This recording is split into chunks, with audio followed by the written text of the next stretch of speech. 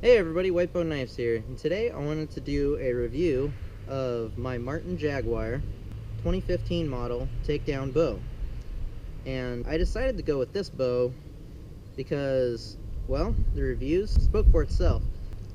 Everything that I saw online read that it was a good bow. And now I wanted the 2015 model over the model before. I think it was a 2011, and then they had that for 4 years, but man, I just thought this was a pretty bow. It's got an aluminum riser and wood with fiberglass limbs, and I just thought it was awesome. So let me get you a close-up here.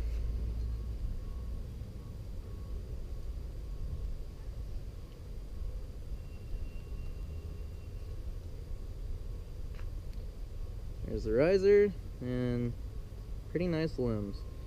Now, this bow also attracted me simply because of the price.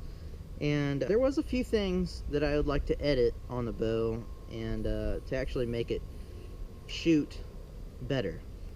But the price of this bow was only $200. And for $200, some people might be like, well, is that the bow for me? Is it going to be good enough? But I can tell you, I have no doubt that this bow is going to be good enough for you to shoot. $200, that's nothing for a traditional bow. You know, I've shot $90 bows and I've shot $1,500 bows. And although you can tell some difference on the $1,500 bows, okay, I don't see this one being too much different. It is a little bit noisier than some traditional custom bows that I've shot, which, you know, that also comes in part from being a recurve. A longbow is actually a lot quieter than a recurve. So, you know, you have to factor that in as well. But there's things that I did to quiet down this bow, and number one being the brace height. On this bow, I'm shooting carbon arrows, I have a fast flight string, and I have beaver ball silencers on here. So, and I'm also shooting out of a whisker biscuit.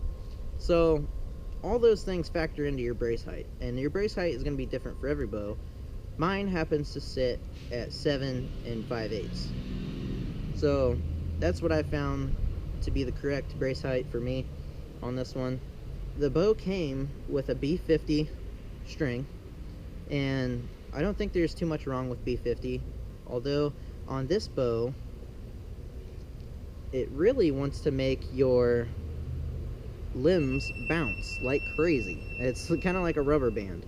B50 likes to stretch, and fast flight does not like to stretch. It's very solid, and the reason I think fast flight does so well with this bow is because right here, this is what bolts your limb to your riser, and there is no second bolt or pin, and it just actually rests in this slot right here.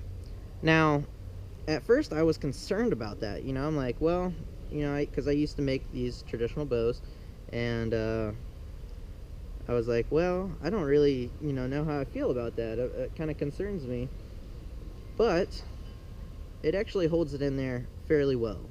And when I actually did a couple slow-mo shots on the B50 string, and this would actually, the limb would actually bounce off the riser, and I'm like, that's no good. So I decided to get a string with no stretch in it, and that took out the bounce altogether.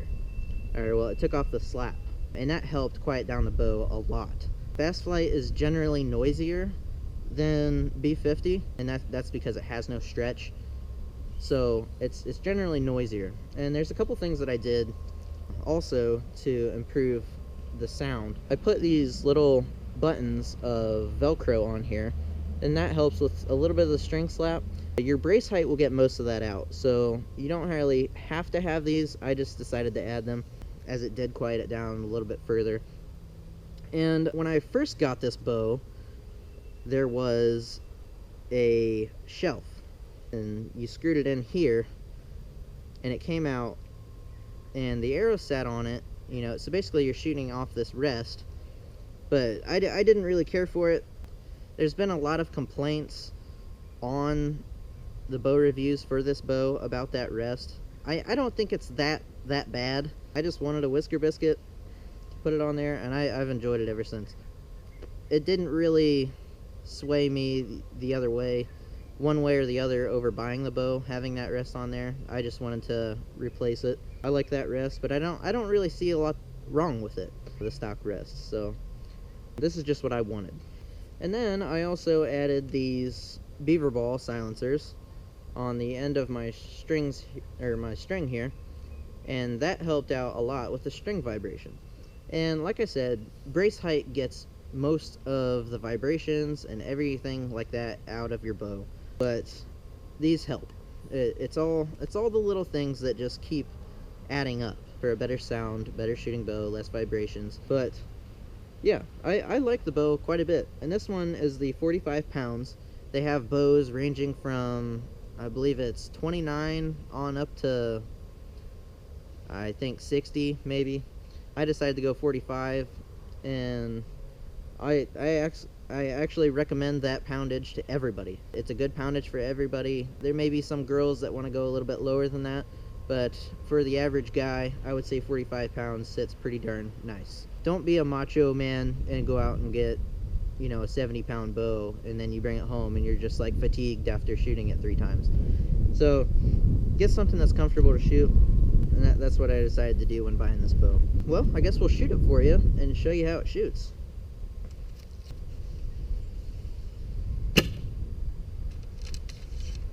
Now, I've done a lot to try to quiet down this bow. A lot of people have been complaining that this bow is a noisy bow, and you know, like I said, a recurve shoots a little bit louder than a longbow, but now I'm shooting it and it's not very loud at all.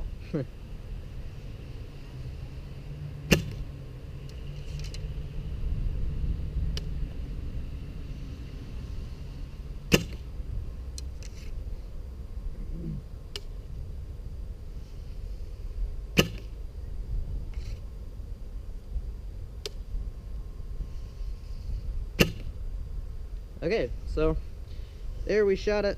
It's not very loud. I thoroughly enjoy shooting this bow. The one complaint that I had when I first got it was on the handle here.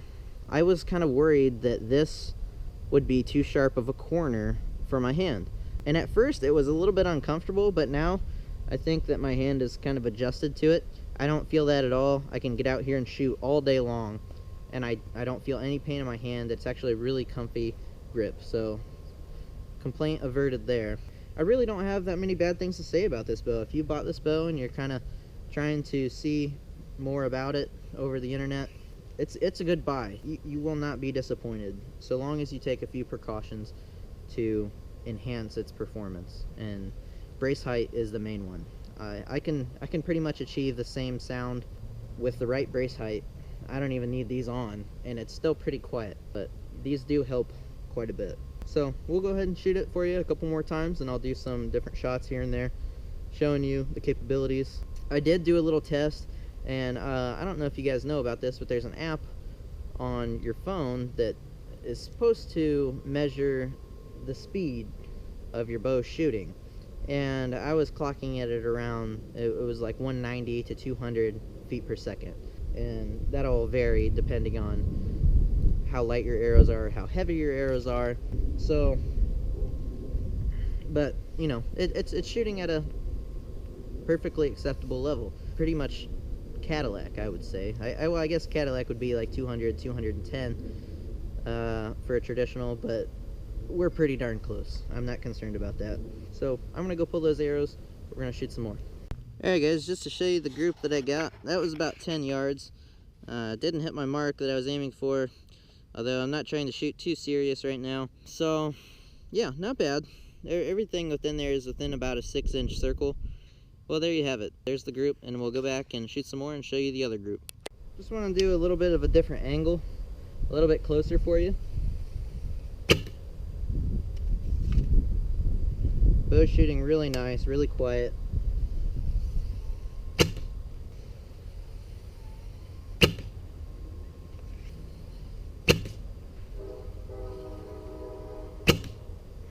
Alright, we're gonna go show you the group. Alright, so here's my second group. Obviously a lot better. I actually tried to serious up a bit and shoot a little bit better, but you know, sometimes things happen. But this is 10 yards, and we're getting a really nice group there. Let me show you from the side. So we pretty much got that mark every time, or we're really close to it. So I would have no problem taking this bow out and shooting a deer with it. I think you could absolutely take a deer at pretty far yardage with this bow. I love it. Okay guys, my overall thoughts of this bow, the Martin Jaguar 2015 model, is that I am very impressed with what Martin did with this bow. Now I can understand why people would want to go custom bow. They want something tailored to them. They want exotic woods, everything like that, and you know, that is great. I mean, the world of custom bows and artwork is awesome. There's lots of people out there doing a really good job doing custom bows, but for a production bow at $200, I don't see where you can go wrong. You know, like I said, I've shot plenty of bows before, and I love it. I love this bow. Martin did a fantastic job. I've had no problems with it so far, and it's still shooting like a dream. So, alright guys, I hope you enjoyed the review on my Martin Jaguar takedown bow, and hope to see you next time. Alright, thanks for watching. God bless.